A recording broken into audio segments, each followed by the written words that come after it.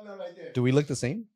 Let's go. Let's just both flex in the camera. I feel like mine doesn't look like yours for some reason. It looks like, if I were to describe it, Say it. and it looks like. Oh, it's the before and after. Before I started creatine. No, this is what you guys need to do for the thumbnail. You need to crop my arms on Diego. I don't like that. We have to crop his arms onto you. Oh, there we go. Yeah, crop Diego's arms onto me. No, that's. Yeah, I regret that. His face coming out of your neck. Oh yeah, we'll I like both this of our line. heads and I like arms. this line. That looks cute. Oh, that's a nice line. This one. No, that is cute. You're right. The only thing I'm good at is just pull-ups. That's not even tricep. Yeah, that's your back and your biceps is pull-ups. Wait, this is pull-ups? That's biceps. Yeah. These pull-ups? Yeah, because tricep is a push. Then muscle. why? Tricep is a push muscle. Yeah. Oh. So maybe you should start liking push-ups. I don't like push-ups. Well, But I did want to ask you. Okay. What is, because I'm not gonna do jujitsu a lot because I'm gonna be focusing on this and some other little projects. Yeah. What's good home workouts? Honestly. And yeah. what is the minimum that I at least have to do? So I mean, first thing to do is I say, right as you wake up, a good thing to be with like push-ups, because that's not only gonna it's gonna be a physical activity, but it's also gonna help you wake up in the morning. To failure or just? I mean, how many push-ups can you do? Without stopping? Yes. Last time? We'll bleep this out so that way. No, it's fine. No, because I lost like 15 pounds, so I can do like a lot more. I can do like 50. Oh, well then straight. sick. Yeah. Now I'm gonna hold you to that. Do 50 every morning. Want me to do them right now? Are we doing this? Let's go. No, I'm not gonna do this right now. No, it's cool. We'll do it. Well, after we finish the pod, Sure. we'll do a thing. So I'm pretty sure I can do 50 because I'm before I pretty can sure do you can. 30 and I was like 15 pounds heavier. No, yeah, I'm pretty sure you can do. Yeah, so like just do as many as you can in the morning. Maybe like 2 sets till failure in the morning. Alex, how many can you do? You know what? He's not even in the show. No, he doesn't even know how to Google. Like No, he should be actively Googling how many push-ups should you do Yeah, but in the morning. What is the Yeah, yeah. healthiest thing? But I'd But say he's honestly, just yeah, stuffing his just face. do a few in the morning. Maybe even some sit-ups or something, Oh, or leg raises. Those are also good. I was thinking about stretching because I'm Oh, very tight. I want to spend a month just stretching. Yeah. No, I get what you mean because I'm the same way. My hamstrings and my calves Yeah. are awful. Can you touch your toes? No, I can't. I can't touch I my can. toes either. I can touch them if I'm warmed up. Like if I just warmed up at like the beginning of a Yeah. leg day, I can usually do it, but it is extremely painful. Like it hurts. I'm not very flexible at all, which is why actually I joined the same gym that Kevin goes to.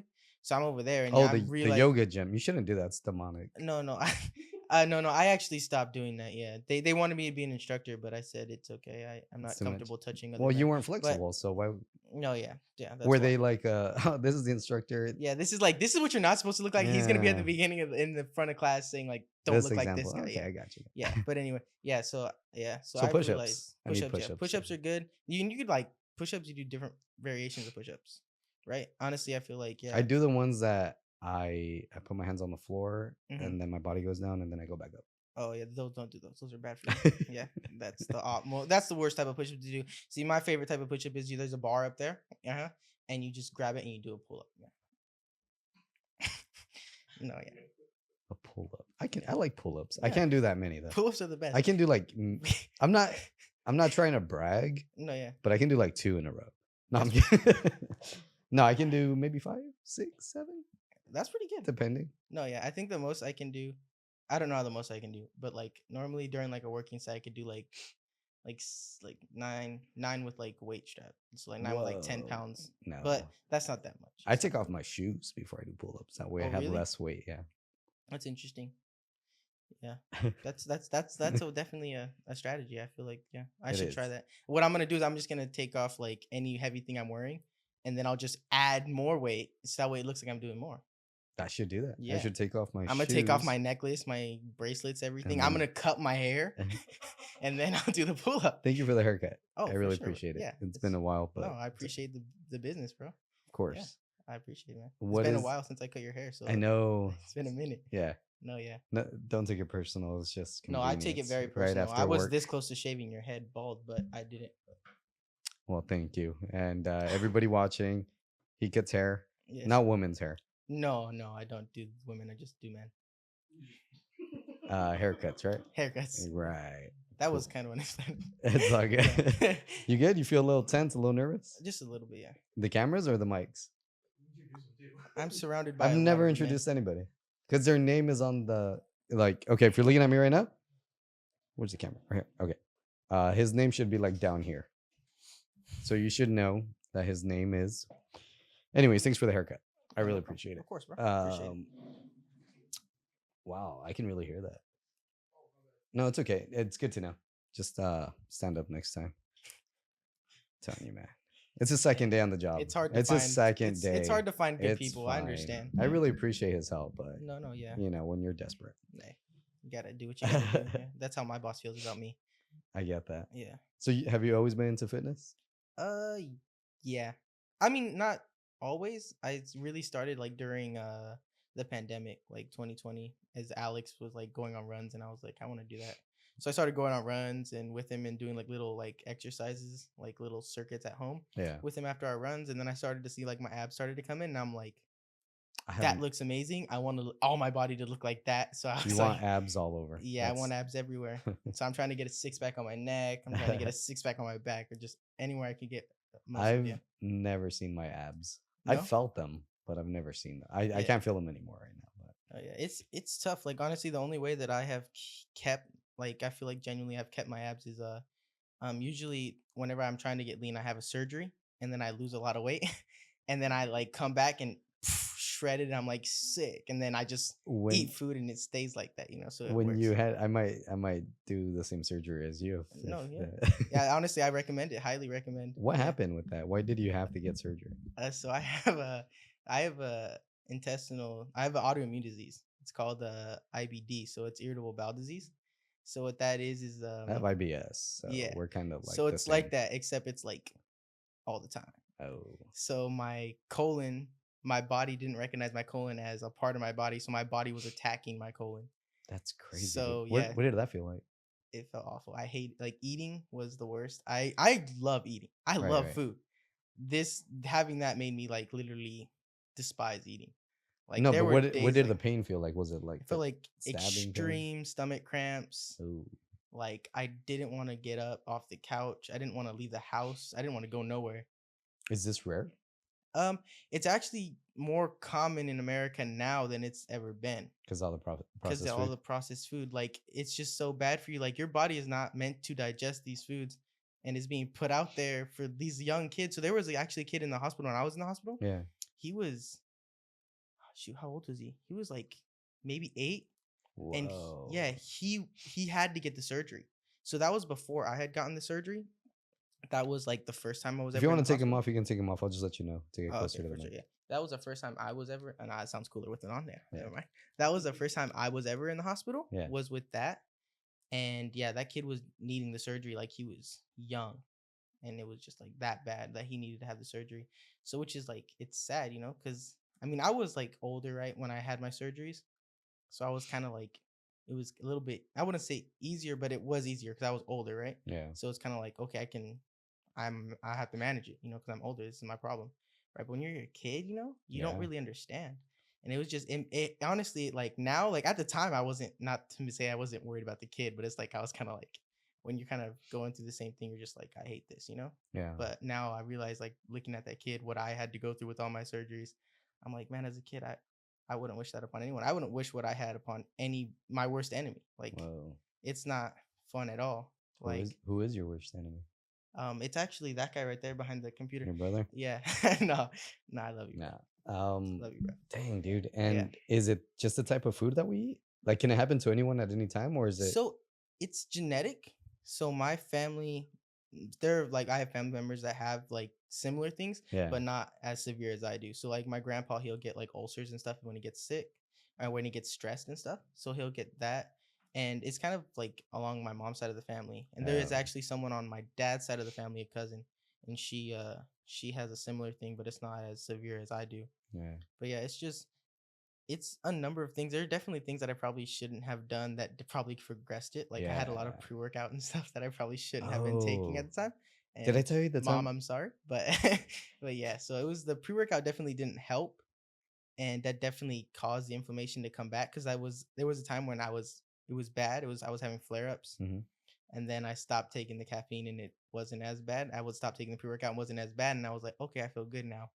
Full send, and I would take the pre-workout again, and then it came back. But then this time when I was like, okay, well, I'll just stop pre-workout, and didn't go away this time. and it just progressively got worse until I was like, okay, now I need to tell my parents like, yo, something's going on. I need to go into the Yeah. hospital. But it was kind of like I was just kept pushing it back. I was like, it's not It's that gonna be fine. serious. It's gonna It'll go go away. away. And then it Yeah. just kept progressively getting worse. And I wish I would have told him sooner, but I didn't. And obviously because of that, I was in the hospital. I was hospitalized for I think it was like a week with heart failure.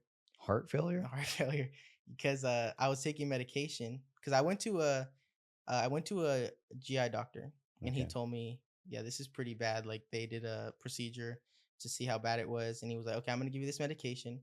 We're gonna get the inflammation down, and then we're gonna do a Yeah. procedure again to see how far the inflammation has gone.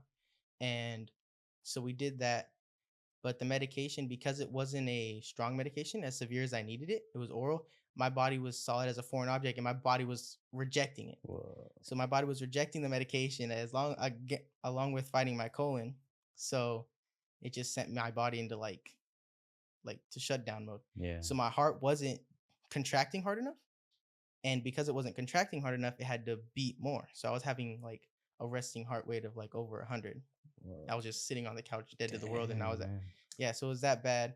I went into the hospital, and then I got admitted into the ICU. And thanks be to God, it was literally a miracle. Everyone was praying for me, and overnight, it stopped. The doctors don't Wow. even know. They were like, we don't know how it stopped, but his heart's recovered. So they sent me after like about a day or two in the ICU. Then they sent me back to my regular room, and they were like, okay, let's treat his IBD now. So with that, I was getting IV infusions, and those, oh my gosh, they were amazing.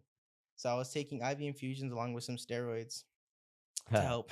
Sorry. But they I knew weren't- those were fake. Yeah. Sorry, guys. I'm not natural. No.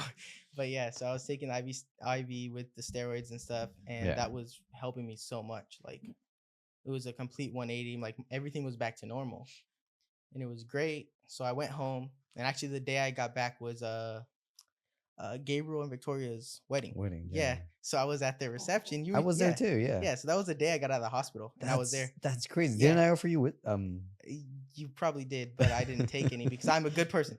And so I was there, right? And my family was like, my mom was like looking at me like, oh my gosh, you're gonna die. Like, because I was out there dancing on the dance floor, like pretty like intense, right? Yeah. And my mom was like, just like my mom and Take even it Alex, easy. my brother, was staring at me for a minute, like waiting like for me to freaking fall down from a heart attack or something. But I didn't. I survived. And so yeah, it was good. And everything was going great. And then so what they were doing is they were restricting my steroids, right? Because being on the steroids that I was on for a long period of time, it's not good for you. It's not good for you at all. And I hated being on the steroids for as long as I was on them, when I was almost on them for like a year. Yeah. And it was awful. And through that time, it fluctuated. I fluctuated from like, like probably like 10 milligrams to 90 milligrams. And it was awful. So over time, they started to restrict it, and then all my symptoms started to come back, and I started to feel like crap Wow. again. And then they were like, okay, well then let's up the steroids again. Let's switch you to different medication. So I went through the very first one that put me into that.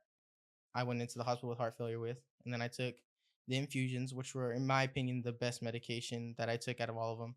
And I took one called Intivo, and then Invoke, and then it was Intivo after that. And those did nothing for me. I felt awful. My symptoms were just as bad.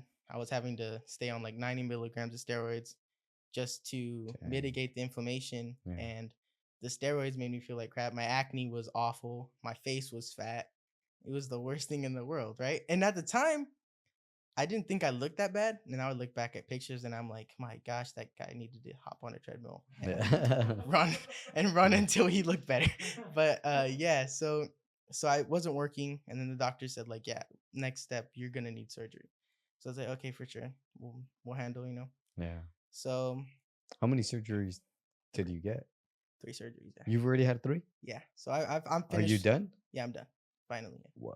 It was, I mean, my very first surgery was amazing. I didn't feel good after. Yeah. But it was like, I went from feeling like crap all the time to not. The only time I would get off the couch was to use the restroom and to go to work. Other than that, my family said, hey, we're going out. We're going to go to a wedding. I'm like, no, I'm not going. I don't want to leave. I didn't even want to walk to my grandparents' house, and they live right across the street from Right. us. I didn't want to go there because it was just in the short amount of time I could feel like the way I feel can change in an instant almost. I eat one thing and my day's wrecked. So it was all determined based off your diet. It was determined off of my diet, but it's also just like my intestine was inflamed. So I would eat anything that went into my large intestine. Good or bad? Anything. Wow. It was just inflamed, and it was like you have a bruise. Yeah. And you punch the bruise, you keep punching it, and it's not gonna heal, right? Yeah, I fought against Kevin before. Yeah. Yeah. So the only time I ever felt good when I wasn't eating. So there was like a time when I think the very first before my first surgery, when I went into the hospital, I hadn't eaten for almost 2 weeks. Damn. Yeah, the only thing I had was maybe like an Ensure shake. Yeah. And even that I regretted having the minute after I drank it. It still inflamed it? Yes. And so they had me through a TPN, which is what's a TPN? It's actually, that's a little scar I have right there, but it's like an IV that goes in your artery and it sits right above your heart. And it's like giving you nutrients. So that's how I was getting my nutrients for like almost a week before my surgery. Then I went into my surgery. After my surgery, I felt awful. It was the worst thing in the world. I felt like a train ran over me, stopped, and then backed over me just to finish the job. And so after the surgery, I woke up, like they were bringing me down. And I remember waking up in the room. My throat was awful because it was like an 8-hour surgery. I had a tube in my throat for the whole time. My throat was dry. I couldn't talk for like 2 to 3 days. It was so dry. I was just constantly felt parched. So I was finally able to talk again. And like when I came back down, I was so groggy. My parents were like, okay, we're going to go. We'll be back tomorrow. Yeah. And when my dad came in, that's when I was kind of like more conscious the next day. I woke up and I like looked under my shirt and I saw all the scars. And then I saw, after my first surgery, I had a ostomy bag. What's an so ostomy that's bag? My small intestine Yeah. came out of all the way through outside. And that's how I was digesting my food, was into a bag. So I had to empty that bag out anytime it got full. And I looked in that and I was just like, and it was overwhelming, right? Like I saw these scars and I felt so sore. And I just felt like, oh my gosh. And I got up because I was going to use the restroom. And then my mom and dad, they said, okay, we'll step outside. And then I looked outside the door and asked my dad to come in. And I just hugged my dad and I started crying. Man. And my dad was like, is everything okay? And I was just like, it was just like hard. It was like overwhelming, yeah. Yeah, I was like, and it wasn't like, I don't want this no more. I can't do that. Like I was stuck with it. So I was like, okay, well, you got to do something. And I'm not going to lie, for the first few days, I didn't want to get out of the bed. I didn't want to move. And then I kind of came to terms with like, okay, you got to move. You got to get up. You got to start, because this is your life now. You have to live with this. Right. At least until you have your very last surgery, you're going to have to live with this. And this is what you got to deal with. So I ended up going, getting up, walking and stuff. Went home. And it was rough. Obviously, transition period. I didn't like doing it because I had to like change out the bag every 2 days myself. There was like an adhesive on my stomach. It was the worst. It would get itchy and everything. And I had to, my parents, they bought me like a belt and it kind of held up the bag so it wasn't hanging. Yeah. Because I was very self-conscious about it. I never wore a shirt that fit tight on me. I was always wearing baggy clothes. Yeah. Yeah, you'd be cutting my hair, right? And you always had baggy shirt. Big baggy clothes. I thought you were just a gangster, man. I'm like, no, yeah. Well, I mean, I like gangsters baggy. got stab wounds. You're like, check these out. Yeah. No, yeah, but baggy clothes. Yeah. So I was always wearing baggy clothes. Oh, that's right. Like if the wind blew in a certain direction, and I was like always pulling my shirt, right? Yeah. Because I just felt, I wasn't proud of myself, right?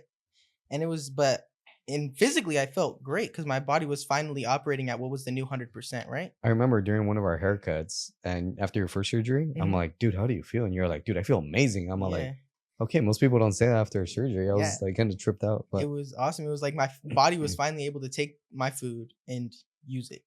So I was finally able to absorb things again.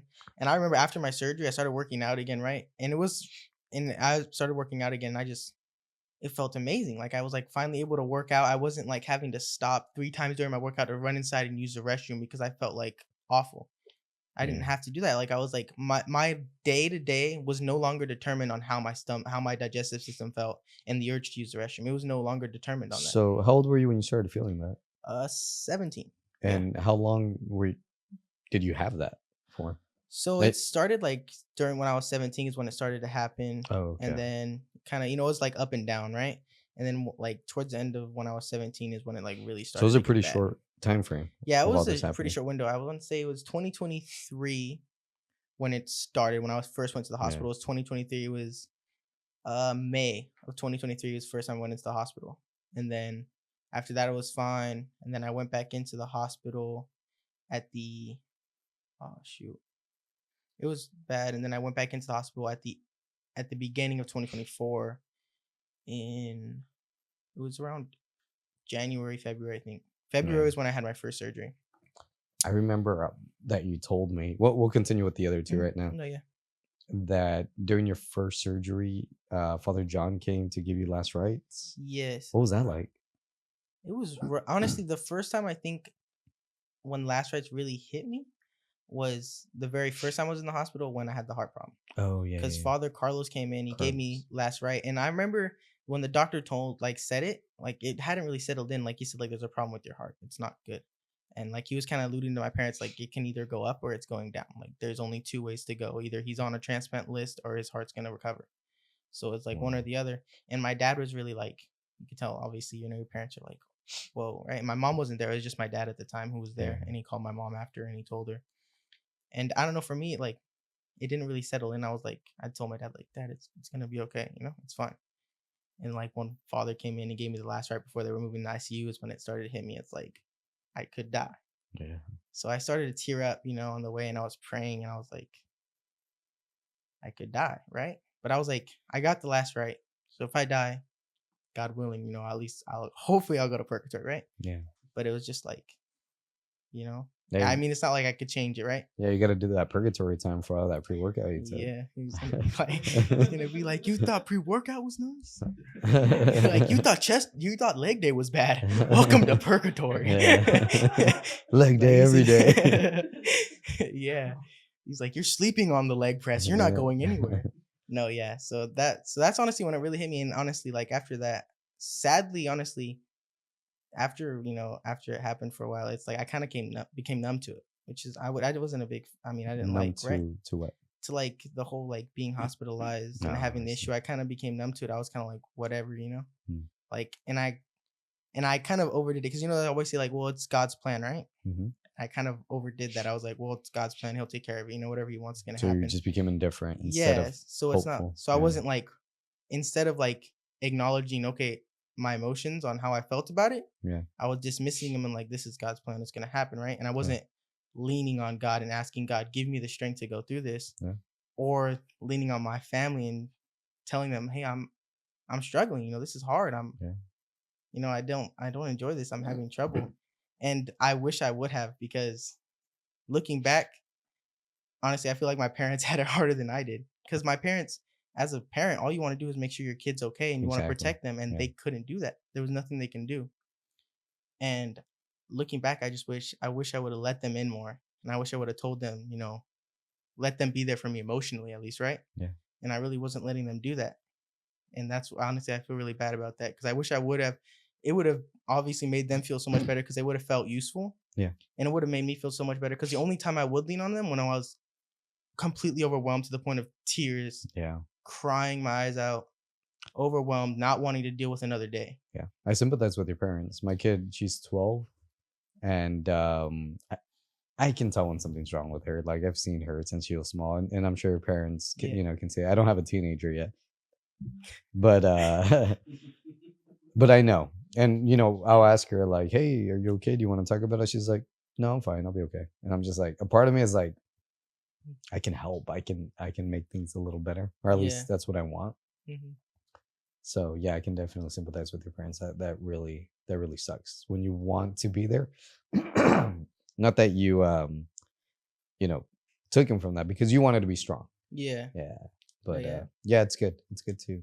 Yeah. So honestly, I wish I would have definitely leaned on them more, because I didn't. You have, you know, a life right now that you still can lean on. Yeah. them. So that's definitely something I've learned. Like we're humans. We have emotions. God made us with emotions. Our emotions aren't bad, right? We should have our emotions. From what I understand, emotions, man, correct me if I'm wrong in the comments. If any priests see this, that'd be great. From what I understand, emotion can either lead you to virtue or vice, depending on what you do with it. Yeah. So if you're feeling scared because something's happening, it can lead you to indifference. It can lead you to like screw everything, or it can lead you to lean and trust on God. Mhm. So that's what, from what I understand, emotions are prompting us to make a decision towards virtue or vice. Yeah, and I wish I would have made that choice of Yeah. God give me the strength, or offering up what I was going through for people who needed it, right? And I wish I would have done that, but Mhm. I didn't, because I was just like, I was like dismissing, and I was like, oh well, other people are going through worse things. Who am I to complain? Just handle, Yeah. And that's a bad way to think about it, because everybody has their issues, yes, and everybody deals with their things differently. But just because someone else might have something harder doesn't make what you're going through any less Exactly. difficult, right? So I should have 100%, definitely 100% leaned on God and thanked God, because I could have died twice. Yeah. And On your through the- second surgery too? yeah, but the Or second which surgery I surgery? had was actually it wasn't planned. So I was already I had a meeting scheduled actually for like the day I was gonna have my surgery. I had a meeting scheduled to consultation with the surgeon. Mhm. So that's when I had a consultation. But because of how bad it was, I was at Children's Hospital. They said, "Listen, you need to get admitted." They admitted me, and then they said, "Okay, you need surgery, but we can't do it at Valley Children's because our surgeons, they don't feel comfortable, because they want you to have an adult surgeon, so that way they can be with you through the whole process, and you can continue following up with them as you're an adult." Yeah. Not So every day they get jacked children. So yeah, they were like, "You're too big," and like, "You're scaring the nurses. Leave now." No, but so they transferred me to Fresno Regional, and then I talked to the surgeon and said, "Okay, you're having your surgery." I think it was a February 9th, which was the day I was supposed to have the consultation. So Yeah. my surgery moved up, which was a miracle as well, because I mean, I wanted that surgery so bad, because I was just fed up with it. Because from what they were telling me is like, this surgery is gonna make you feel much better. Your body is gonna go from 0 to what is gonna be the new 100%. So I was like, gosh, like I don't remember what that feels like, Yeah. I felt like crap for so long. I don't know what it feels like to, be able to go out and hang out with people and feel comfortable. Yeah. So I just wanted the surgery as much as possible.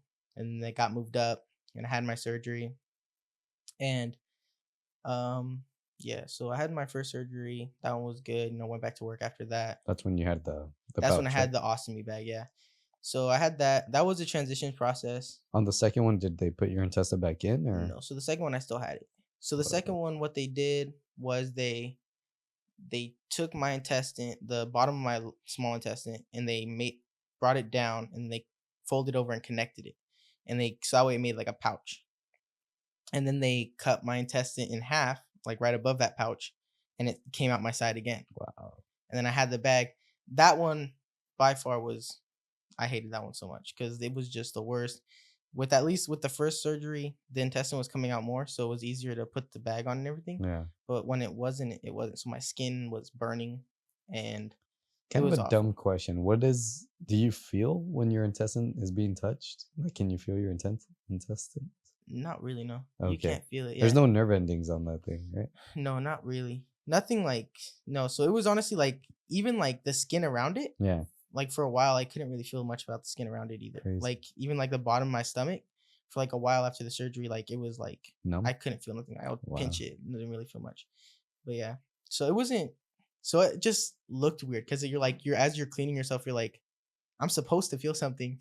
Yeah. This is in part of my body that's supposed to be protected by the inside, inside my body, and it's out. I bet, And I'm man. touching it. I'm like, but I don't feel nothing. So yeah, so that was. You were that numb, huh? Inside. No, I'm just Yeah, kidding. I was completely numb. Yes. I had to resort to lighting matches and let him hit my fingers just so I letting could it feel hit your something. fingers. No, yeah.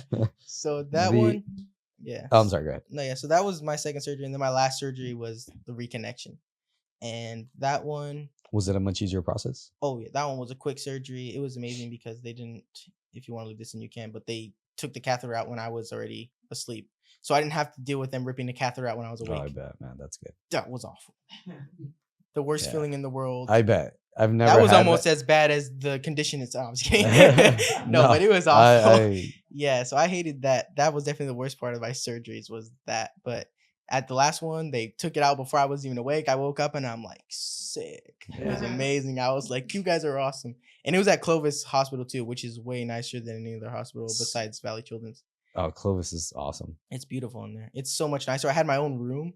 It Yeah. was amazing. Every time I've been there, beautiful women everywhere. I don't know who's doing the hiring, but next time I get sick, I want to go to Clovis. Yeah, Clovis Hospital. And that's the thing that sucked was my second surgery was. That's where my grandma went. Hold on. That's where my grandma went, and I visited my grandma all the time. Okay. Okay. Hey, but that's honorable. That's honorable, and that looks very good to the nurses. Yeah.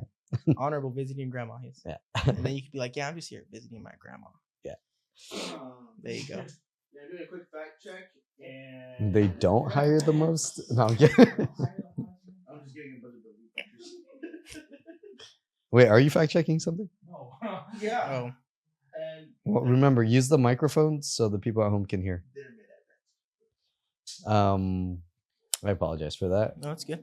I completely lost my train of thought. No, we were Oh, talking the about last one. Clovis. Oh, yeah. yeah. So that's where you got your last surgery. Yeah, I was at Clovis. They took out your large intestine in the first one. They took out my entire large intestine in the very first surgery. Yeah. Did they give you a new one? So I don't have a large intestine, which is good because I can't have appendicitis and I can't have colon cancer. So sucks to be everyone else. I mean, yeah, good for you. But I mean, you know, it has its up and downsides, right? I can't. I mean, I think with cancer. appendicitis, it's one surgery and you had 3. But colon cancer, yeah, it's a good one. Colon cancer is a little bit different. But I mean, usually sometimes with colon cancer, obviously it's usually a similar process like I did. Yeah. Like you still like have an ostomy bag for a bit because they cut out a section of your colon. And then they so you still have a colon sometimes after colon cancer, unless it's just the whole colon has cancer, and then they have to remove the whole thing. But yeah, so I don't have a colon anymore. I just have my small intestine. Does your food digest the same? So it takes, from what the doctor said, it takes up to a year for your body to fully like digest. Well, not digest, but like to adjust to the fact, like, okay, because your large intestine is like removing the fluids. That's its job, right? Oh, I didn't so know removing liquids and stuff like that. I still have mine. I don't know how it works. Yeah, I didn't know how it worked until it was gone. Yeah. Then I figured it out. But yeah, so you know, you only know you love it till you let it go. So, so after it was gone, I realized like, okay, what its job is taking the fluid and also acidity, right? So I have to watch the acidic food I eat, and I have to stay hydrated. So I could get dehydrated really easily. Like if I do not drink water a lot, and I'm not very good at drinking water, that's why I have that jug over there, because I have to drink at least one of those a day almost. And if I don't drink, I get dehydrated easily, and that could lead to other problems that could lead me to having to be hospitalized.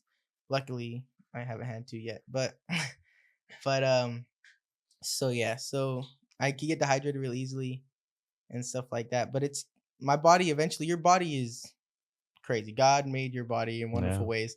So it just takes a while. Your large intestine or your small intestine will eventually figure out, okay, nothing's absorbing the water. We need to kind of pick up the slack here. Right. So the good news is the reason you can live without your large intestine is because your small intestine's job is to absorb nutrients like vitamins, minerals, and all that stuff you need to right? live. And yeah, so that's why you can live without your large intestine, because your small intestine is absorbing. Yeah, you can make up for it in other ways. Yeah. Okay, I see. So that's why I can live without it. So I'm still like right now, I feel good. You know, obviously I have to use the restroom more than a normal person does. That's a person. A normal, that's a all right, normal man. person. I see the 17-year-old in you. I see why they took you to Valley Children. Yeah, that was the only thing keeping me there was that. And then I started talking normal, and they said, "Okay, you got to leave." Little did they know. Little did they know it's back. I'll be back. Did all these surgeries affect your relationship in your faith with God, or? Toward the end, it definitely it took all the way to my last surgery for me to finally realize because I need to be thankful. Yeah. And to be honest, I wasn't really thankful. I was just like, this is whatever, you know, but I wasn't thankful. Like, God, oh my gosh, I could have died. Yeah. And I couldn't experience all the good things I am today. You know, I have nieces, right? I love my nieces. I couldn't imagine leaving them. Like, I want them knowing who I was. I want them knowing me taking them on drives in my truck and hanging out with them and playing with them. And I'm so glad that God kept me around, because now I can spend time with them. I can witness their birthdays. I can be there for their birthdays. Hopefully their quinceañeras and all that stuff, right? Like, I want to be there for that. I want them to know, like, that's my tío Tickums. That's my buff tío who drives the truck that drags on the ground. But yeah, so I mean, it's amazing, and I've been able to experience all these things after all my surgeries, and build relationships and stuff that I didn't think I would have been able to build. Yeah, because I know what it's like to be indifferent and to hit that spot. It's really hard to get out sometimes if you allow it to, to continue or to use that as a coping mechanism. It's like, no, it's okay, whatever God wants, but not really like leaning on him. Yeah. It's just like you can, in my opinion, it's a way of defeat. Yes. Self-defeat. It's just like, yeah, whatever, Yeah, no. Yeah, I agree with that. Like, it was just like I was just done. I didn't care. I didn't care about anything. I had zero emotion for anything. Yeah. I didn't care about anything. I literally didn't. If I would have died, I would have been like, oh, whatever. Were you taking ashwagandha at the time? Or? No, I was no. No, I wasn't. Yeah. Just kidding. No, I was close to, but no. So, at the end, you were more grateful, and you've been able to maintain that. Yeah, I obviously there are times when I struggle with it, and I'm trying to do better, Yeah. But definitely, yeah, I think I've gotten better. I've definitely gotten closer with God in the past few months than I've been. So and obviously, I slack off sometimes, and I need to do better, and I'm trying to do better. But yeah, definitely, I feel like I wouldn't change it if I had to have the surgeries again. I think I needed them. I needed them as like, hey, wake up. Yeah, this is like, be grateful, because things I took for granted before my surgeries, I don't take for granted anymore. Like hanging out with my family, going out to eat, I wasn't doing that. Going out to hang out with friends, I wasn't doing that. I was like, I'll just stay at home. And then when I was taken away from me, like even if I really wanted to, I couldn't go. It was like I felt hopeless. I felt defeated. I felt like I had no control over my own life anymore. I felt like I couldn't do anything that I wanted to do. Right. Even the things I enjoyed, like working out, I couldn't do those comfortably. So it was like I felt defeated. I felt weak, I felt like I was hopeless. Yeah. There was nothing to do. And obviously that's when I should have leaned on God. And like Father said in his homily last weekend, like, woe to those who are, in pain and who are sad, right? Yeah. Because in those moments you can be like, God, give me the strength. You can lean on God. And I didn't. And I should have. Instead, I was just like, whatever. This is life now, right? And that's a bad way to think of it, You shouldn't demean what you're going through because you don't think it's important, because it is. And it affects you. And it affects the way you think, not only in general, but about yourself, So. Yeah, but don't sell yourself too short, because, you clearly got the lesson out of it. It took some time. In the moment, it was tough, but it's probably going to prepare you for other moments like that. Yeah. So that's definitely something like I'm grateful for. Like I said, I'm grateful. I'm doing better now, and I'm doing better in my faith now than I was before. So, and I just want to continue to grow to be the man that God wants me to be. Good, which man. is, I feel like, is the most important, is just striving to be that good man. But it takes time. It doesn't happen overnight. You have to trust the process, and you have to thank God each day for helping you to progress and for not letting you to fall back. But yeah. Oh, adjust your mic. Right here? Yeah. Right here? You can just say it, guys. Is that better? Yeah. Okay. Another thing I was going to ask you was, because of that surgery, are you like not allowed to do certain things or pursue certain? So I can't. I was gonna try and go into the military. Which recently, one? I was gonna try and go in the army. Oh, okay. You look like a Navy guy, but that's cool. No, yeah, I can't swim. Yeah, no. But so I was gonna try and go in the army, and I just realized like it wouldn't be ideal, because even if I would have to go all the way through MEPS, which is you already kind of take all these tests, you take your ASVAB and everything, and it wouldn't be until I go to the doctors at MEPS until they'd be able to say, okay, yeah, well, you can go or you can't go. MEPS is like the qualification? Yeah, MEPS is when you go up to, I don't know where it's at for the Army, but I know for the Marines it's in Sacramento. Okay. And you go up there and you do your physical test and you do your medical. Okay. So like they go through all your medical history, they give you a physical and stuff like that. Gotcha. Yeah. And so it wouldn't be till then that I'd be able to figure out if I was able to go. And I'm like, number one, I don't think that'd be ideal for me. Like, I don't want to have to go through all that stuff just to be like, no, you can't go. Yeah. Like, all that build up just to say, nah, you're not good enough. Like, you're not healthy. Right. Which, I mean, I respect, because you're serving the country. Right. And that's another way I was thinking, like, if I go out into the field and I have to use the restroom, right, and then I'm putting my platoon behind, right, I'm putting my guys behind, Yeah. like I'm holding them back, and that's not fair to them. You'll be a good trench digger though. No, yeah. Oh man, No. I'll be digging like crazy, man. Yeah.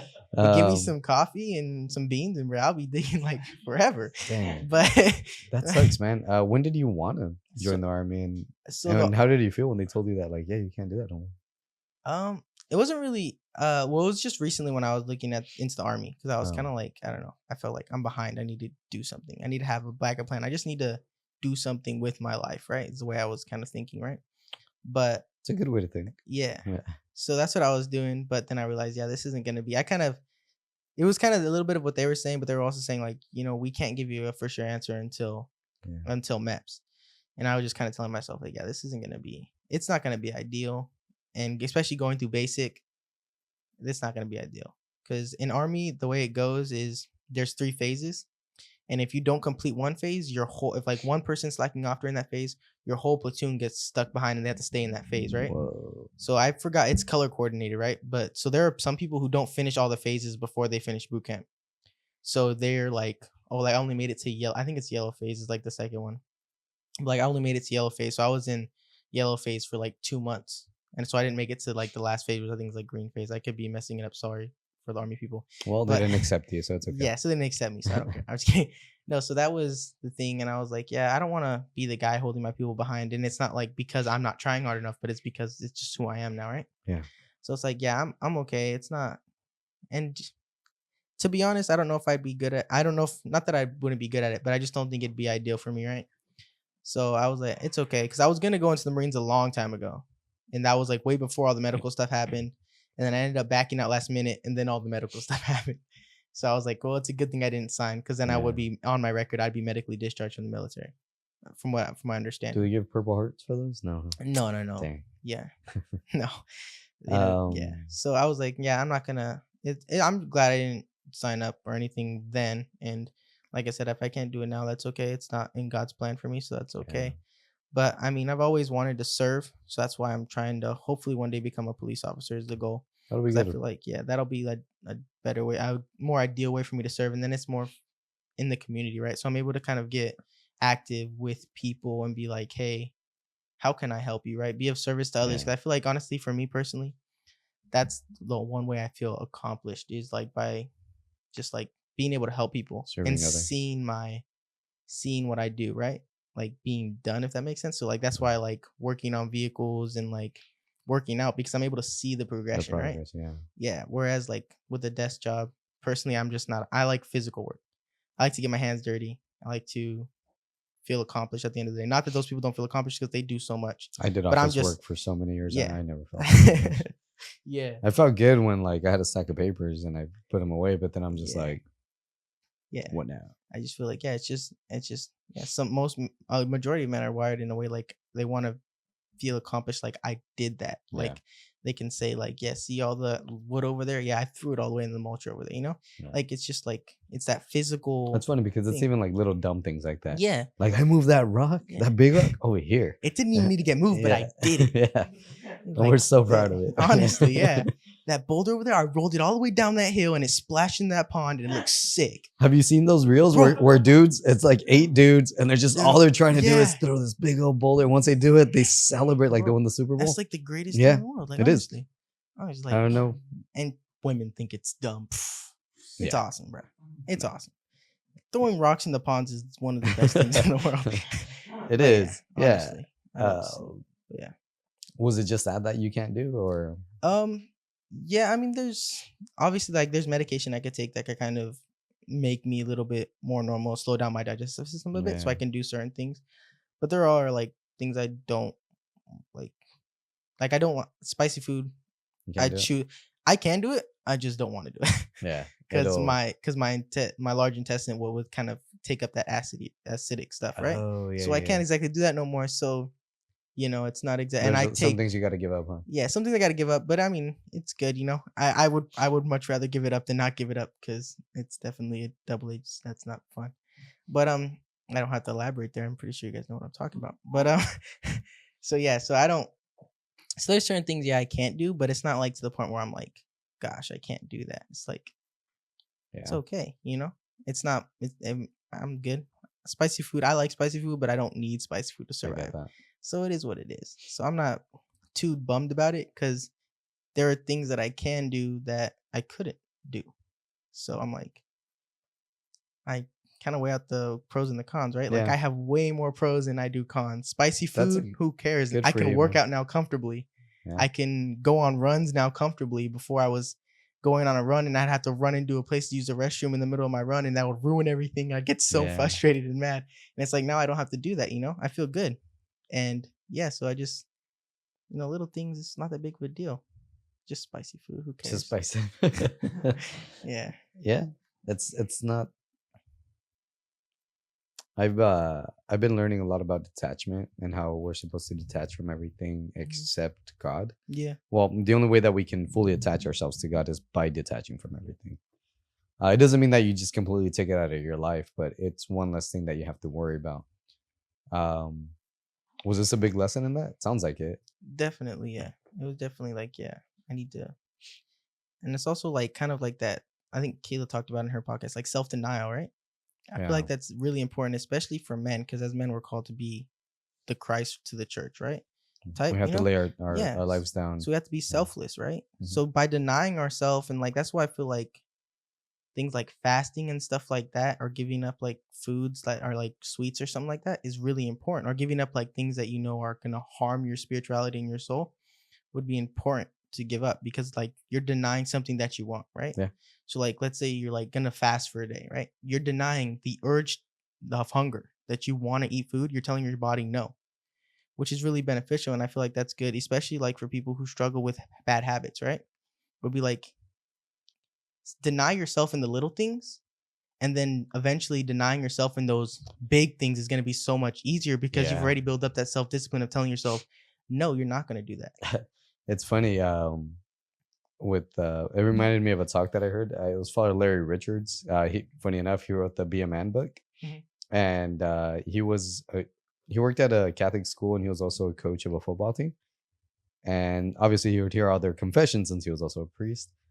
And every time that if they would fall into like a lustful type of sin, their penance was the next day to fast on bread and water.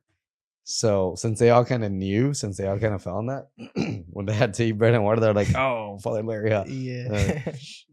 So yeah, and I think the reason that they suggest stuff like that, like how you said, if you can deny yourself in other things like food, it's pleasurable. We need it, but it's pleasurable. But those, struggling with lust, like in his football team, all that testosterone, that was a way of self-denial. If you can deny yourself things that you like, then once you get this temptation and it's something that you like, it's natural and it's good, but we're not supposed to indulge in it. Yeah. It's going to help you out with that. So yeah, that's good, man. Yeah, that's definitely, And so it helped you that in certain struggles? Yeah, definitely helped me in certain struggles that I've had, in the past and maybe currently as well. It's helped me develop myself. And also you have to look at the things in your life that make you want to be better, right? Yeah. And sometimes, let's be honest, if you're struggling with something, you don't want to be better for yourself because you don't feel good about yourself. You look in the mirror and you kind of hate who you're looking at.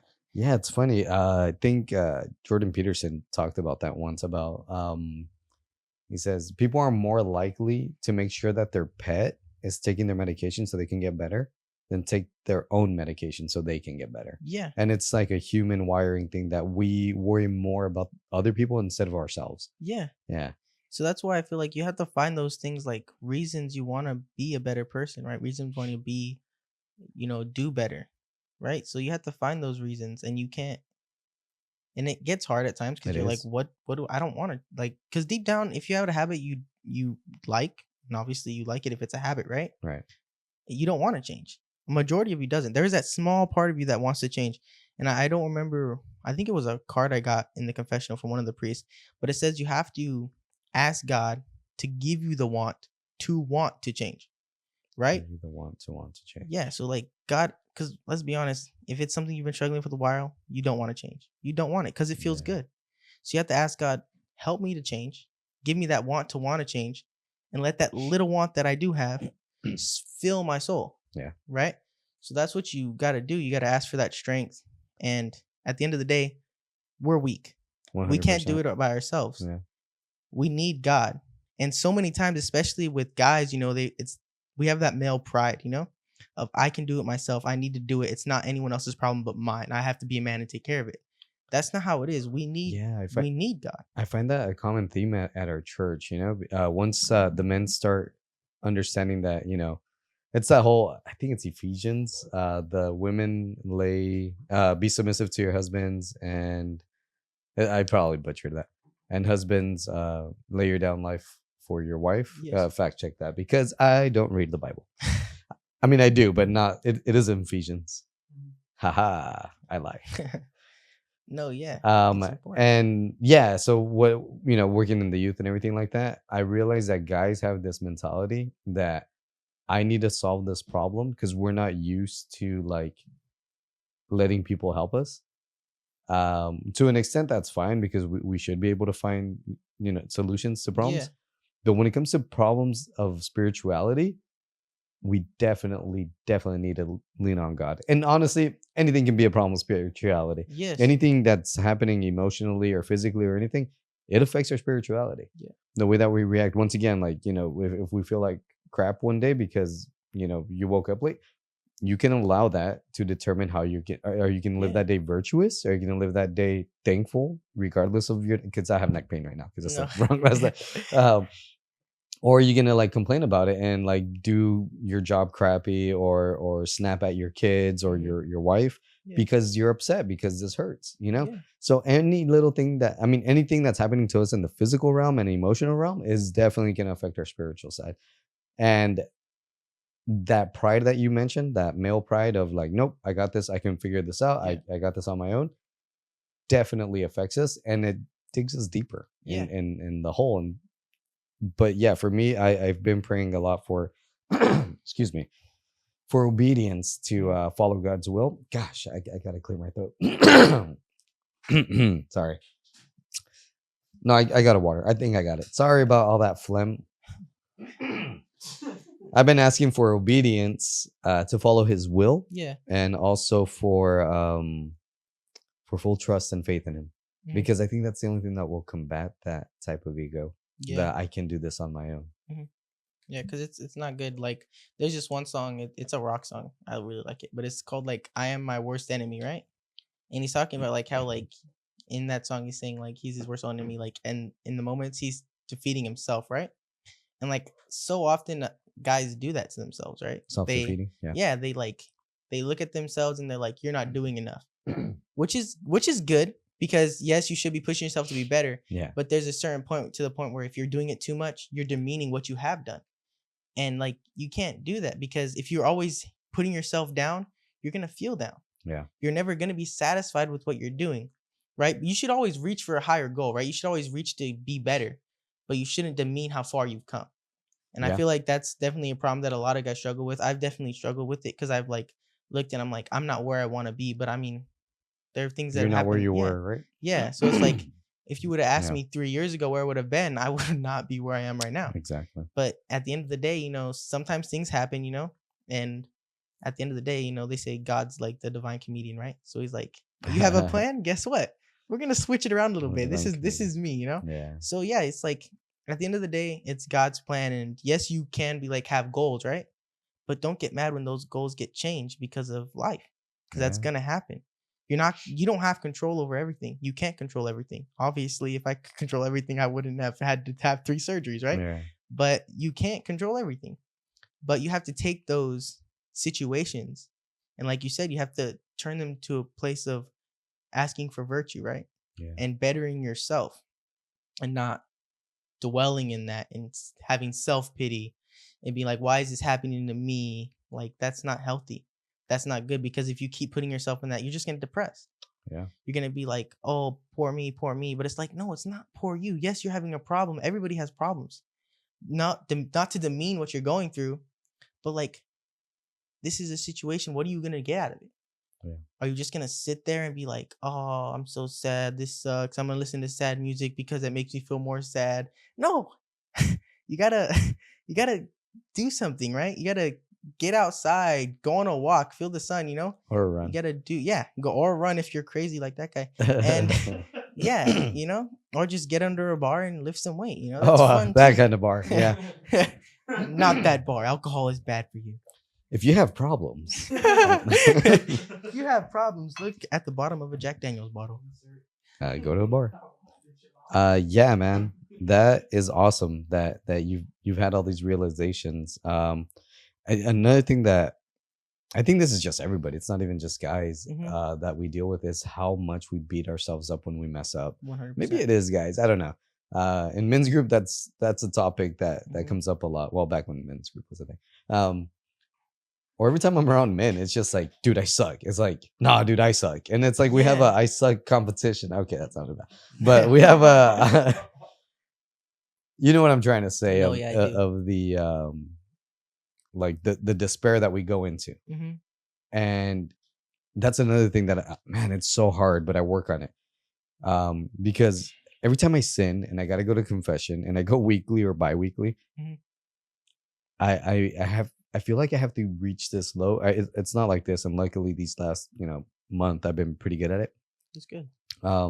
Where it's just like not until I feel like total crap, like despair, like oh my gosh, all this shame is overwhelming. I need this. I'm not saying that the sin didn't do damage or that's not bad. All sin is, but when I sin, I don't. It has to be a grace from God. Yeah. I realize I did wrong. I stop doing that, and I go to confession as soon as possible. Yes. And I don't lay there in despair or self pity, but I grow more into like gratitude of His mercy. Yeah. And this could possibly help because I heard this in a talk on YouTube. It said that we've always got to ask God for forgiveness, even for our past sins, Yes. because of every sin that we do causes harm, and we need to repair that. Yeah. And that's constant reparation. Asking God for forgiveness, even if it's a sin that's been confessed. Yes, and it's no longer held against you. But the more that you ask forgiveness about it, the more reparation that you're doing towards that. Yeah, because I feel like a lot of times, especially if you're someone who struggles with habitual sin, right? Which I've Exactly. struggled with in the past. Same. It's like, yes, God has forgiven you. You've asked God for forgiveness, but have you forgiven yourself? Because I That's don't know another how one. many times Yeah. I haven't committed this sin in a while, but then I just remember that I have committed in the past, right? And I start to demean myself, and I'm like, and you start to go back into that mindset that you had when you were committing that sin of like, you're no better than that. You Yeah. can't do better than that because you continue to fall into that, right? And you come into that mindset and you're like, and that's the mindset that the devil wants you to have because Hopelessness. he's taking you back into that past sin, right? Yeah. And for us, we're mortal, we're in the moment, right? So God's not in the past, He's not in the future, He's in the moment with us. So the devil's gonna do whatever he can to get us out of being in the present, to go back. And I think you're the one who talked to me about this. To go into the past, he's gonna want us to dwell on those past mistakes, or dwell on the mistakes that we haven't even made, but we're afraid to make in the future, And right? it's gonna cause anxiety. Yeah, and it's like we can't do that. We need to stop, and we need to say, okay, God, thank you for getting me through one day of not committing this sin. Yeah. Help me tomorrow to do better. But thank you so much for giving me the grace to get through it today, and help to give me the grace tomorrow.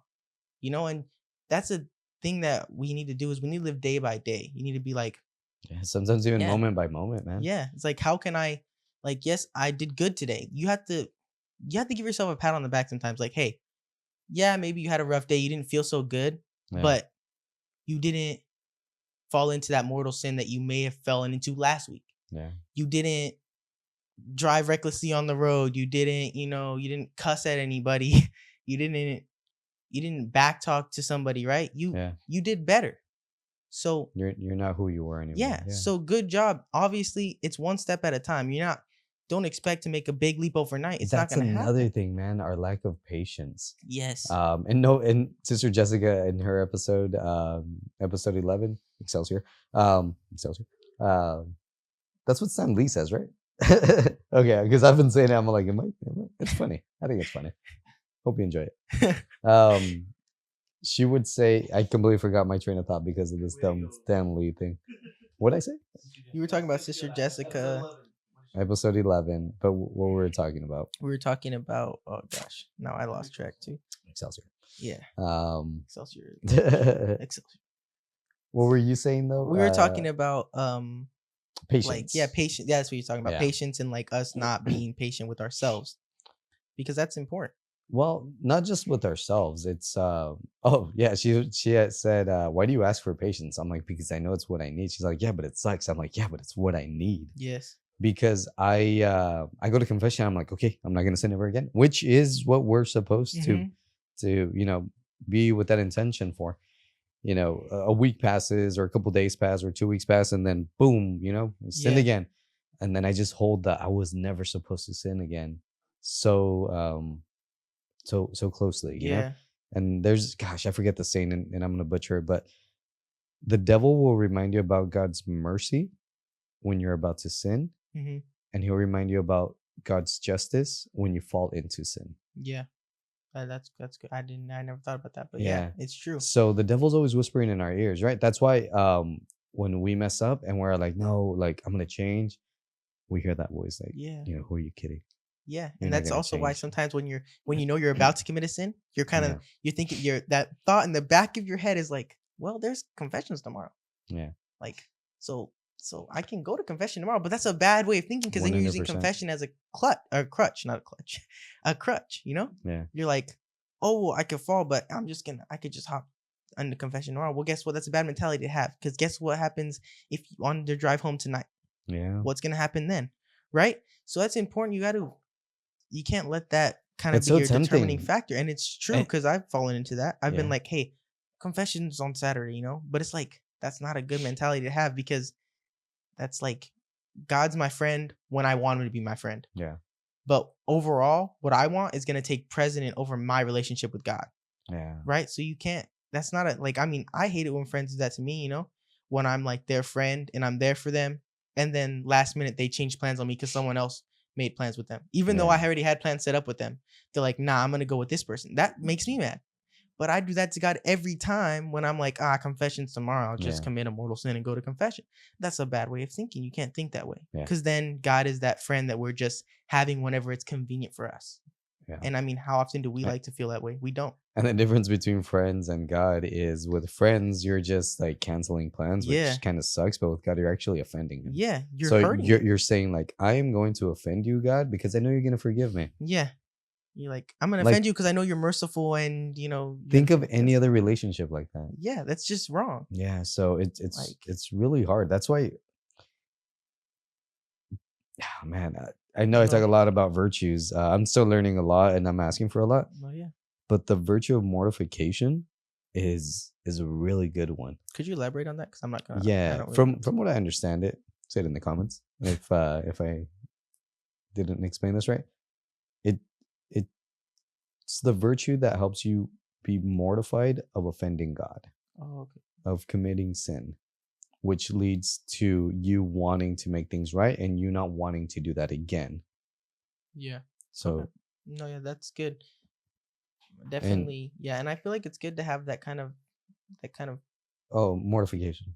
Oh yeah, I forgot I have fact checkers, not just camera guys. Honestly, you don't Yeah. have to work. That's what they're for. Oh my gosh, I'm trying to memorize stuff. What Gosh. am I, a Protestant? Honestly, do better. No, yeah, but I agree. It's definitely important to do that. Go ahead, Alex. Did you find it? Yeah, I was just trying to find the Catholic Not the meaning of Protestant. the word, not just the overall meaning. St. 'cause- Thomas Aquinas is a good thing to type before that. Oh, you know what? That's a good idea. I'm Mortification. gonna do that. Pints Get with back the to you. Aquinas. Pints of Aquinas. That's a great. Hey, have Matt us on. Fratt is amazing. I love Matt Fratt. He is awesome. I do too. And if he ever wants to be on this podcast, that way we can help Matt him Fratt. make it. Shout out to Matt Fratt. Come to the Pray About It podcast. You know what I love about him? His accent. I Bro, like it when he says honestly. like bloody hell. And I'm Yes, just like, I love it when he says I always that. smile. I'm like, yes. No, yeah, he's great. I love his podcast. Where's he he had located? one- Oh, Texas, right? no, he's in Australia. Oh, I wait. thought- Is wasn't his he- studio in Australia? Matt Fratt? Doesn't he live in Australia? He actually recently moved studios. He's in a Oh. new studio now. His recent video that he uploaded, I think it was yesterday, was the last one in his old studio. He moved to Florida, I believe. Oh. That's a little far for me. Florida. Sorry, Matt. It's okay. We'll meet you halfway. But yes, the St. Thomas Aquinas teaching on mortification is that it is the practice of self-denial and struggle against evil inclinations. Some of the examples of mortification that St. Thomas Aquinas gave was keeping your eyes closed to dangerous or frivolous sights, and drawing joy from the smell oh, that one's weird. Never mind. We're gonna skip that one. Avoiding exaggeration. That's another one. Avoiding. So that's the virtue mortification. And the term mortification actually originates from the writings of St. Paul, which we all know him to write, like the book of Romans, addressing people and kind of tying into the whole. So what denying virtue oneself. would that be? The one that you feel when you offend God. Isn't that fear of God? Yeah. Is it fear of God? Oh, duh. Yeah. No, yeah. Yeah. And I feel like it's always good to have that fear because it's like, and it's also good to have fact checkers. yeah, that's what Thank you guys. that's what they're for.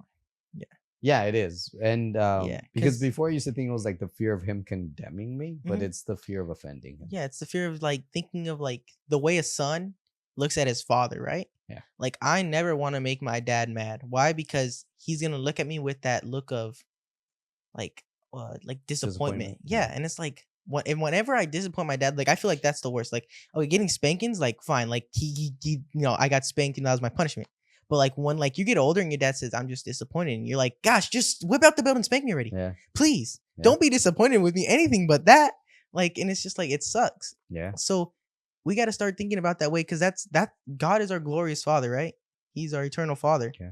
and we need to start looking at him that way. And I need to start looking at it that way. Like yeah. every time that I sin, I'm disappointing him. I am disappointing Offending him him. because he's Yeah. looking because he knows what I can be. He created me for good, but I'm denying that good he created me for self gratification, for instant gratification, for my own personal wants and needs. For self. And I'm denying the needs of my eternal Father. And I'm denying the wants of my eternal Father. I'm telling him, no, what you want for me, even though it is the perfect way Yeah. of life, I'm saying, no, what I can do is better. Me, a mortal man, has a better idea than you, the eternal Father who created me. Yeah. It's just disrespectful, right? But we don't, a lot of times, myself included, I don't see it that way. Yeah. Because I can't see him, right? He's not like I can't physically see God the Father right here, right? Even though we see him at church every day. But I feel like as Catholics, it's easy to get numb to that when it's such a routine, right? Confession can Yeah. definitely become a routine. Yeah. Yeah, which is why for me personally, whenever I go to confession, I like to open the curtain, right? Because it kind of brings me to that like letting go of my pride, and like realizing like, okay, I need to look into the eyes of another man and tell him what I've done wrong. Wow. Because I feel like that, number one, it makes me feel more like down to earth. It makes me feel like, because behind the curtain, I'm not saying that's wrong, but it's kind of like you have that, okay, I'm still hiding, Yeah. Because obviously you should be ashamed of the sins you commit, right? But but by opening that curtain, you're looking at him and you're admitting your faults. You're admitting like, I'm not perfect. This is what I did, and I'm sorry. And I need mercy. Yeah, and I need mercy, and like that's who the priest is representing in that he's Jesus, forgiving us of our sins. And you need to open that curtain. You look at him in the eyes and you tell him your faults, and it's like it. And I like it because it also gives you that humility, right? Yeah. Helps you to let go of your pride and admit your wrongs, right? Which is why I feel like that's why I feel like it's so important, and why I feel like going to confession regularly, which I haven't done, but I try to do, but I haven't done. Last time I went to confession was last week on Friday, but also a week ago.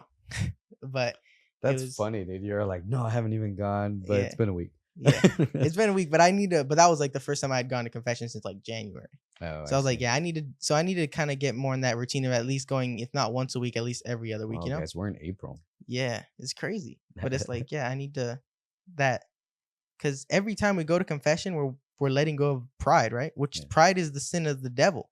That's what got the devil where he is.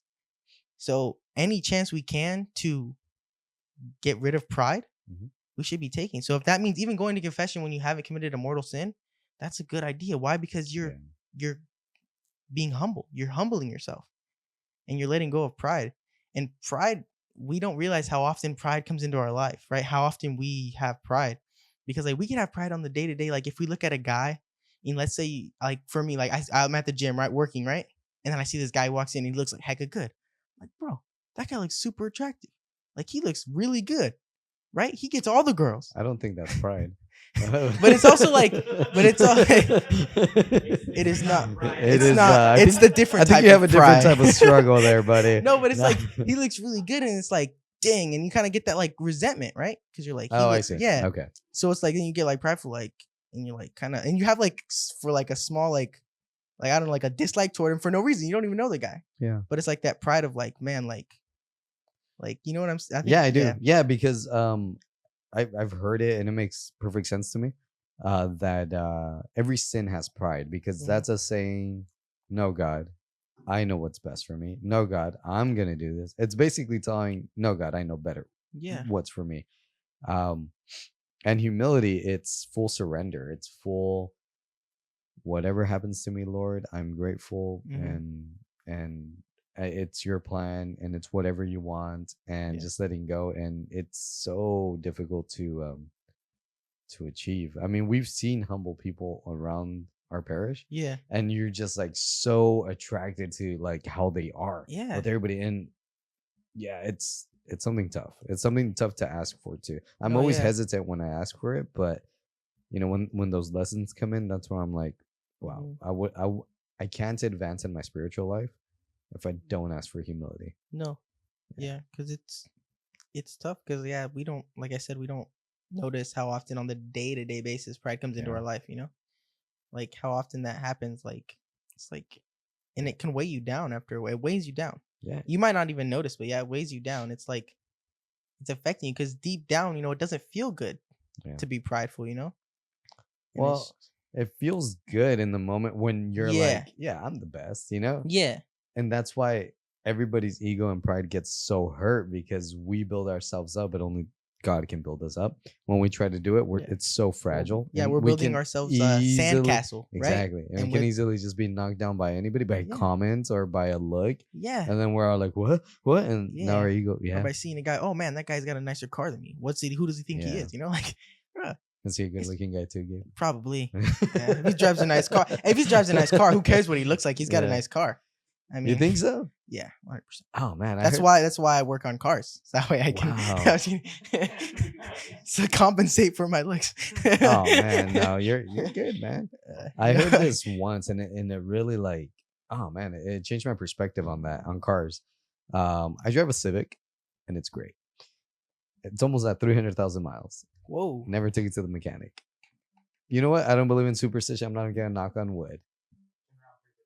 Gosh, please, Lord, keep my Honda running until forever. Oh yeah. But it was a guy. He was talking about, he was a valet. Mhm. Ferrari pulled up, and he's all like, "Man, that is the coolest car I've ever seen." And then he started to picture himself in the Ferrari and how people would look at him just driving down the street. The whole time he realized, I didn't even care or think about the guy that was in the car. Mm-hmm. So that's when he realized, like, it doesn't matter what car you drive, because people aren't even thinking about you or the person driving it. Yeah. People are just thinking about how they would look in the car. Yeah. So No, yeah, man, what I'm trying to say is that your truck is loud, and yeah. it's bothering my neighbors every time you turn. I'm just kidding. Don't worry. I'm gonna. I blast it really when I like your leave. truck though. I really like it. It's Oh, so cool. I appreciate It's so I don't know what you have. I got a the bass. 15 subwoofer. Yeah, 15 Yeah. subwoofer. Yeah. I want to put more in there though. We'll see though. But keep it's that all in about mind the too. green. The whole, like, your value obviously comes from the dignity Yeah. that God gave you. But I know that you do mechanics as a hobby and a Yeah. way to decompress. Yeah, Yeah. decompress. Definitely. It's off. Also. And it looks As- nice. Oh, thank you. I Yeah. appreciate it. Yeah. It's definitely a way to like let go of stress, right? But it also could also be something that raises my stress, right? Exactly. Because just recently I was working on my other truck, and I was working on it, taking it apart, and then the cross member broke on it. No The idea what gas that tank is. cross member. Oh, okay. So it's a cross member that goes between the frame and holds my gas tank up. I was gonna replace my gas tank anyway because it has leaks on the bottom, so I needed to put a fuel cell in. But I was gonna do that, and I was driving around with my dad with the bed off of it, and for some reason, it just every time I hit a stop where I like sped up, it would like knock. I'm like, what the heck's going on? So we parked it, and then the cross member fell out.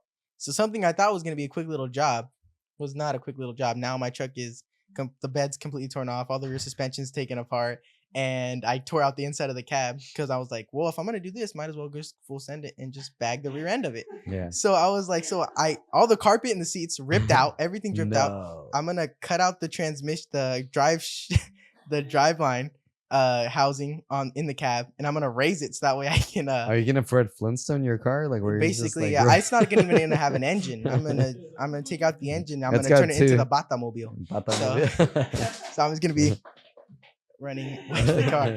But yeah, so that is yeah. But I mean, like I said, but it's a good hobby, and I like I said, at the end of the day, it's something to be like, hey, I did this, right? Yeah. So that's one thing. Like and honestly, the build up of knowing what it's gonna look like is way better than actually finishing it. I'm being 100% honest. Like after I finished that truck, or at least from bagging it, at the end I was like, what next?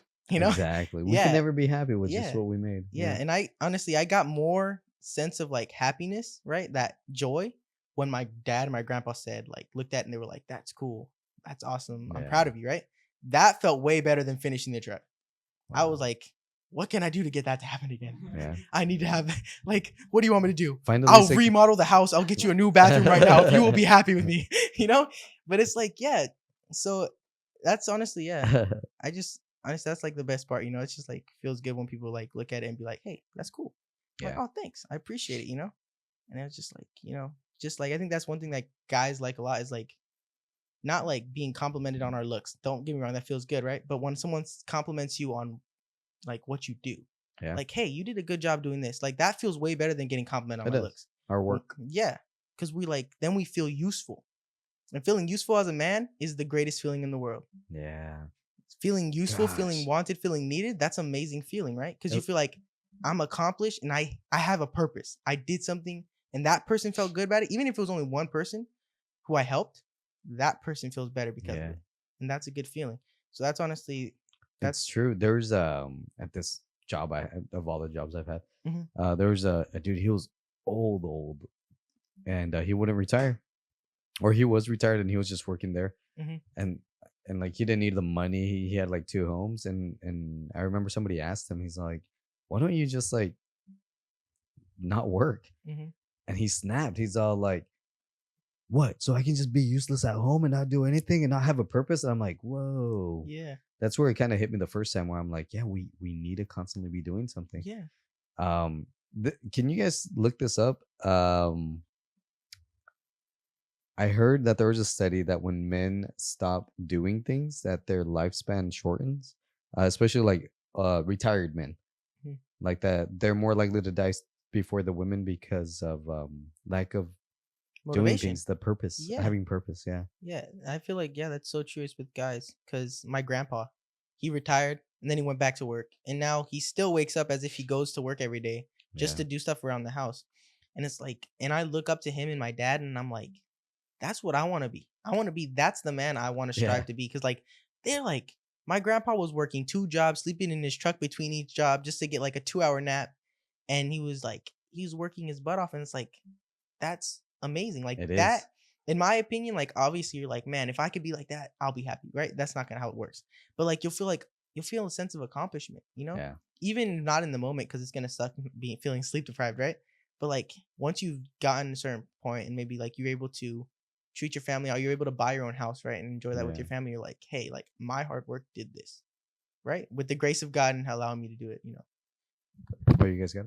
Yeah, so one of the studies says that retiring significantly earlier than the standard retirement age can be linked to a higher mortality rate, and this is tied to what they call the healthy worker effect. Is that people tend to stay healthy when they're working, whereas after they retire, they adapt different lifestyles. Yeah, because they don't wake up with it's funny because right now, when in my 20s too, and in my 30s, I'm all like, I'm working hard right now, so I don't have to work when I'm older. Yeah. But then I see older dudes that are healthy, like my dad.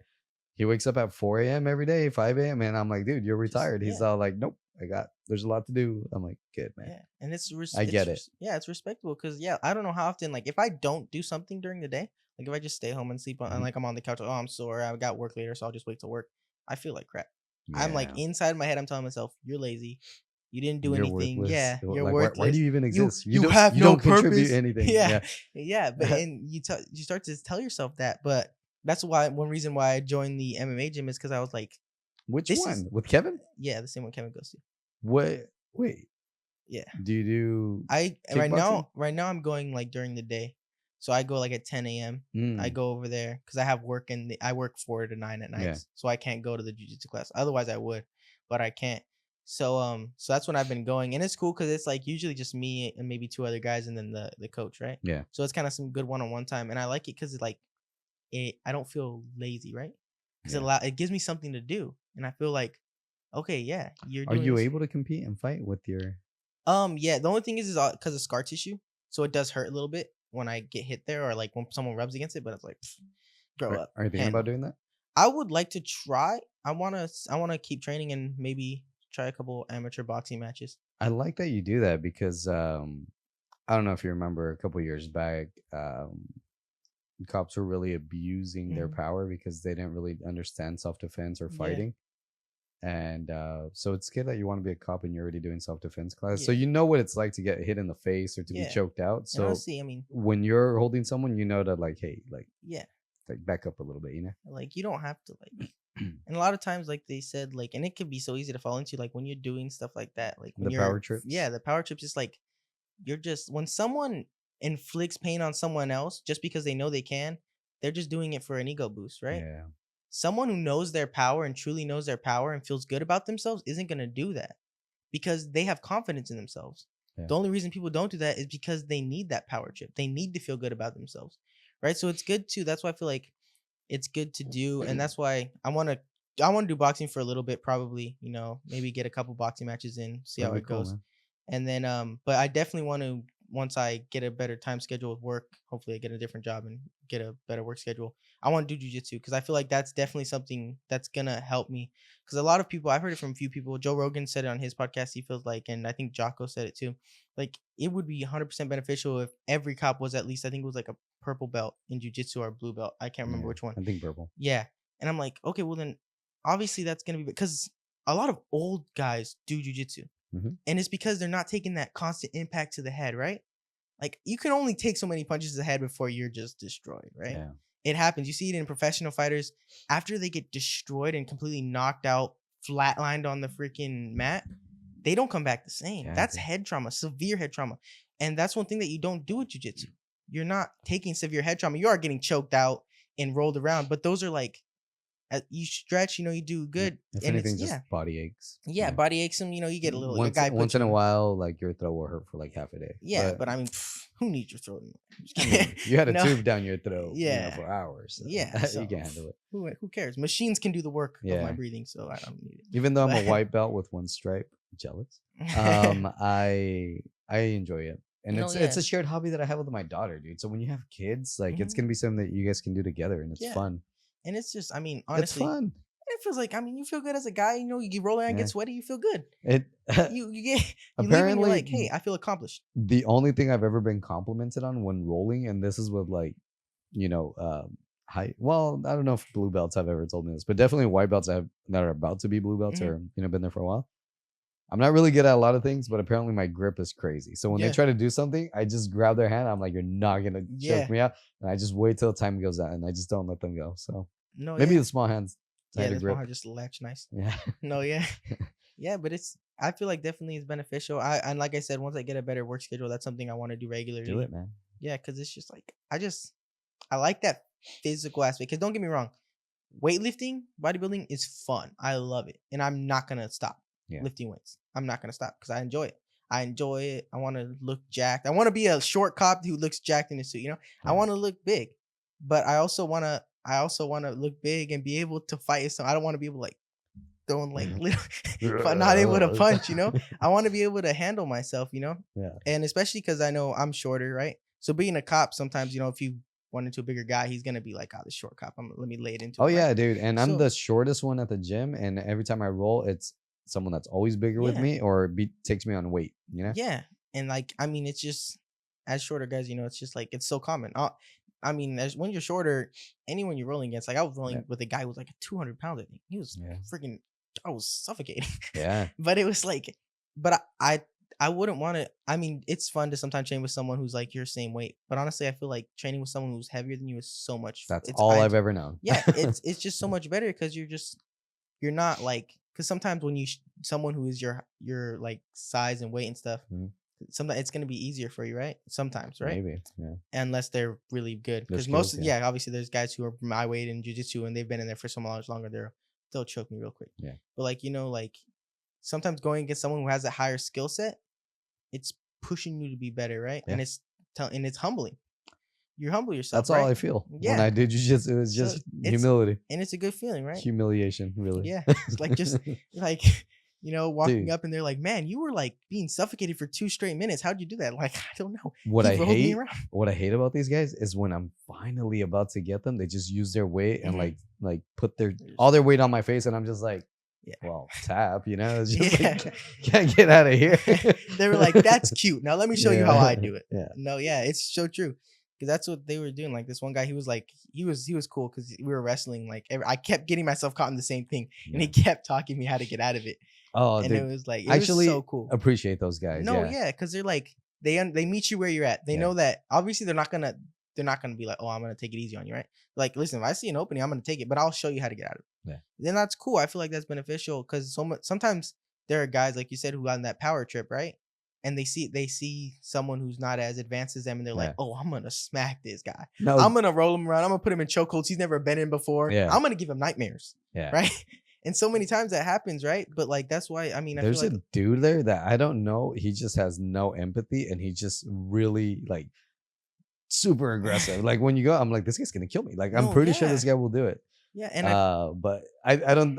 I'm not saying he's a sociopath. Or No, anything, no, but yeah. he's definitely not No. empathetic. No, yeah. If you see him at the gym, now you know. He's No, talking no, bad about no. you. I have no idea who. It was a joke. It was a different joke. No, yeah. But it's fun. It's enjoyable. I think that's Yeah, man. having that physical sport is something that is beneficial for anyone, right? For men and women. It's beneficial to have that physical sport because obviously women, it's good to know how to defend yourself, right? Yeah, that's why I put my kid in it. Yeah. I mean, she's tiny, she's petite, she's skinny, and I'm all like, it's good to know if someone's gonna be on top of you when you don't want them on top of you, how to get out of that, Yeah. So No, it's good. And I feel like there's like I know the karate school I went to, they did like self-defense classes for women every now and then, right? Yeah. And it's getting like women need to know, like, listen, if you're getting attacked by a guy, oh, that's hit right. him. You did karate. Yeah. huh? Hit him anywhere. Take advantage of his weak points. Oh, His yeah. eyes, poke him in the eyes. If you have to kick him nuts, kick him in the nuts. You gotta do what you He's gotta do. attacking you, right? That's why I don't get like some of these things like, oh, if someone attacks you with the gun, right? You get the gun away from it, it's illegal to pistol whip him. That's crazy. Just shoot him.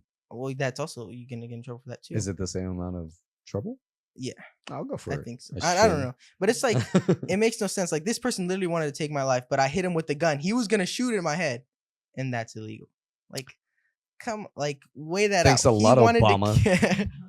No, yeah, but it's like there's obviously I just it's Yeah. things that kind of reasoning you need to be a change. That's why. But I mean, it is what it is. Things Yeah. you got to move around.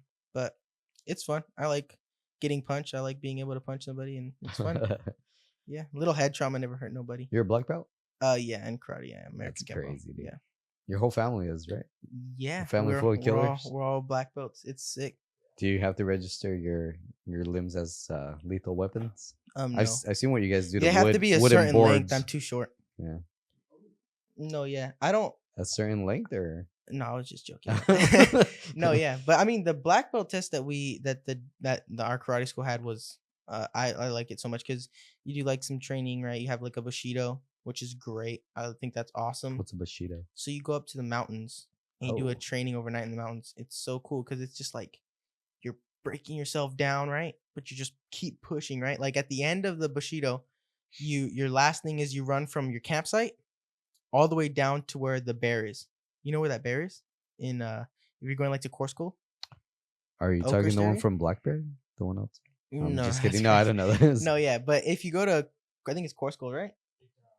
Oakhurst. Oakhurst. There's a bear, the California grizzly bear. They have like a stand. You press in the bear talks, right? So that's the end point, right? You have to run all the way from the mountains. I think it's like a 7 mile.